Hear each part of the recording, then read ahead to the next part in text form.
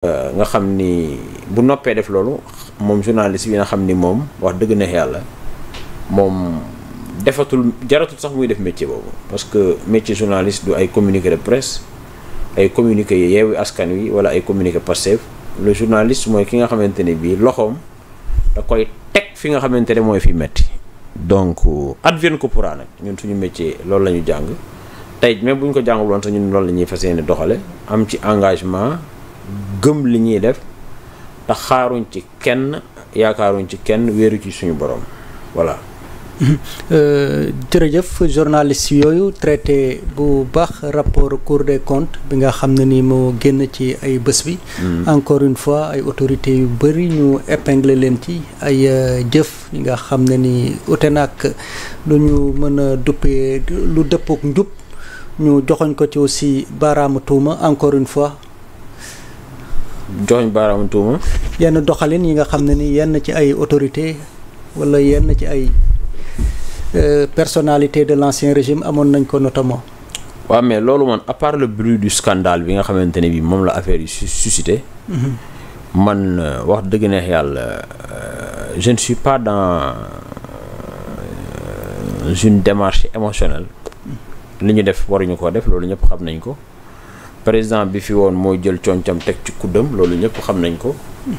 jël bàcc fat jël sàmba dóor loolu ñëpp xam nañ ko léegi nag ñu ngi xaar ci nga xamante ni bii ñoom ñoo ko wuutu même bu dee dañu am directeur de cabinet boo xamante ne bii tudd nañ ko te mu def ñu gaaw démettre ko mettre ko à la disposition de la justice bu nekkee dafa def même bu dee am na ministre boo xamante ne bii dafa def aussi tamit nax nu ko zaalika même bu amee benn directeur boo xam ne dafa def nax nu ko zaalika même aussi tamit bu dee am na ay députés yoo xamante ne bii par de pure ramification du fait de leur proximité avec le régime d'alors wala quelque chose comme ça aussi à la prochaine aux prochaines élections législatives ñu fexe ba bañ leen investir parce que aussi il va falloir que quand même acteurs politiques yi nga xam ne dañ leen tudd ci yu mel nii justice bi di prononcer seen déchéance nga xamante ne du ñu mën a bokk ci parti du ñu mën a élire du ñu mën a falu loolu kese mooy tax yëf yi la peur change de camp parce que li tax ñu koy def dalul entretenir cette base léegi nag on a vu le chef de l'État se rendre dans la localité de Mbour 4 le 3 ni ñu koy waxatee le 1er mai nañ ci ñëw loolu doon na loo xamante ne non mën naa ko ñambaat rek avancé loolu doon na loo xamante ne bii lu ñu mën a rafetlu la pour le moment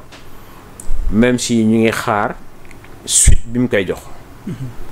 et que loolu aussi da ngay xam ni dina lijjantiwaale benn mbir parce que au-delà de la mise en scène politique contre un adversaire ou bien contre des adversaires da ngay xam ni dafay lijjantiwaale la question de la motion de censure parce que ñooñu ci tudd am na ci ñoo xamante ne ñaari député lañ kenn ki mooy seen président de groupe kooku yaakaaruma dina bàyyi kenn ci ñoom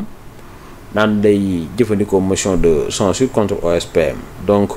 loolu moom lijjanti na ko lijjanti na aussi tamit le fait que l'un ou deux de ces ministres dans le gouvernement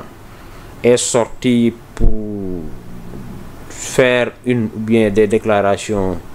de maladresse loolu fi mu nekk nii kenn waxatu ko donc yooyu yëpp il les a réhabilités de manière très intelligente parce que xam nga gars yi ñi fi nekkoon dañu doon saay-saaye moom aussi tamit mu jëfandikoo saay-saayu Modou Lo rek am nu mu defee ak ñoom donc loolu aussi c'est à saluer léegi nag attendons de voir lan la justice di def ci affaire bi parce que man à part le bruit du scandale nga xamante ne les Sénégalais ont l'habitude de le voir de le constater et de le regretter mais après ñu jël affaire yi def ko dans les tiroirs on a vu un maître Moussa Diop se fendre d'une conférence ou bien d'un point de presse chez lui pour dire qu'il n'en est rien du tout il s'est lavé de l'eau de mer ou bien à grande eau c'est selon mais débat bi du loolu débat bi mooy on a une cour des comptes ou bien voilà cour des comptes nga xamante ne bii ñoom dañuy def pré-rapport bi man yaakaar naa foofu la waroon def conférence de presse weddi boobu convaincre les auditeurs ceux-là qui ont prêté serment et de métier ñu saxal ko wala ñu folli ko mais génn ci opinion bi di créer une nouvelle opinion de virginité loolu wax dëgg na yàlla du lu soxal sénégalais yi. man mënuma comprendre un directeur général qui a un salaire de plus de 5 millions yow nga def 5 millions 200 créer ligne de crédit wala yaa xam noo koy tuddee fonds d'appui au DG 5 millions yow nan lañ lay appuyer ñi nga xamante ne bii au Sénégal ndeysaan nar nañoo dund ba dee mosuñu am 50 millions yoo xamante ne bii ci état bi la jógee ñooñu ku leen fayoon 5 millions mais xalaatuñ di créer ay yeneen ligne de crédit supplémentaire pour ne da ngay jàppale DG bi. man yaakaar naa ni Sénégal daal de toute façon ñi nga xamante ne moom ñu ngi dund depuis 64 ans te amuñu yenn avantages yi amuñu yenn chance yi Sénégalais yi yeneen Sénégalais yi dañ leen war a delloo njukkal parce que malgré que depuis 64 ans ñu ngi vampiriser les ressources de ce pays ñoom ñu ngi fay seeni courant dans la dignité di fay seen ndox dans la dignité Sénégal di am taux de croissance bon an mal an yaa ngi dégg ñu ngi fay seeni ordonnance di fay seen ñàngi doom man je le dis très honnêtement le Sénégal est un pays extrêmement riche il faut que les gens arrêtent de nous faire comprendre que on est un pays pauvre c'est pas vrai cette déclaration c'est juste pour préparer l'opinion ëllëg ak si biir wala même ci présent bi nii yenn yi bu ñu ko mënul am ñu ne non autorités yi nee nañ réew mi amul xaalis donc nañ muñ alors que c'est pas vrai sëñ bi depuis 64 ans liñ fi vampiriser liñ fi dilapider ay ressources bu ñu ko defoon ci dëkk bi wax dëgg na yàlla du ñu ñëwee Maroc du ñu ñëwee Tunisie mi nga xamante ne bii il est dans le tourisme médical du ñu ñëwee Dubaï bi nga xamante ne c'est aujourd'hui l'une des plaques tournantes de l'or des grands investissements des grands hommes d'affaires mais aussi l'une des plaques tournantes du tourisme mondial donc gars yi nañ bàyyi seen tappale bàyyi sàcc bi jël xaalis bi delloo ko ci askan wi te ñu xam ne Sénégal dëkk bu am naataange la mais c'est dommage que on nous prépare dans des discours de pauvreté dans des discours de rétrécissement dans des discours d'un pays de non croissance alors que c'est pas exact li nga xam ne moo constat mooy réew mi am na naataange mais loxo yi nga xamante ne bi ñoo ko waroon téye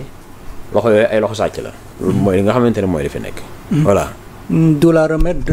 du peut-être la solution du jubal jubbanti waaw jubanti moom nañ ko commencé ci palais bi jaar Mermoz cité kër góor gi buntu këru ministres yi DG yi ñoom ñëpp fii amatul benn sénégalais buy tolérer benn homme politique buy def ay yëfi tappale parce que loolu dafa féete boor li tax mu féete boor mooy dafa am nit ku tudd OS musul am mbooloo kenn xamu ko ñu ne salafiste la gëmul sëriñ yooyu yëpp ñu caricaturer ko noonu terewul ay sénégalais yi ëpp ci ñoom ànd ak moom utal ko mbooloo ak xaalis xam nga loolu loo ci jànge mooy mbir mi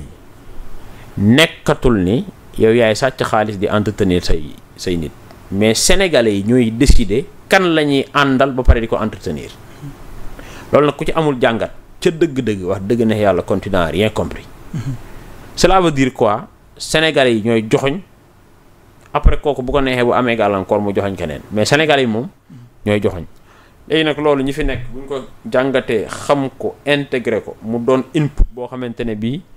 input principal lay nekk du nekk secondaire loolu da leen di dimbali ci quinquennat bi nga xamante ne bii ci la ñu sóobu bu ñu ko deful sénégalais dañuy joxoñ keneen rek loolu mooy li nga xamante ne mooy li fi ne amul leneen. ñu leen di xaar surtout ci wàll woowu amaana looloo tax le président de la république jël ay mesures ci wàllu foncier bi mesures yu concerné gox yu bëri ci réew mi mais aussi xel yi dem ci littoral beeg ci corniche yi et tout mais avant ñuy xuus ci sujet boobu ku def annonce bi mu ngi ko defee ca RTS muy Pierre Goudiaby Atepa ñu bëri aussi joxoñ loolu baaraama tuuma daal di critiquer ne du moom vraiment moo war a annoncer mesure bu am boobee dayu te autorités yi nekk fii loolu critique bu jaadu la wala. non man awma problème ci kan moo ko annoncé peut-être moom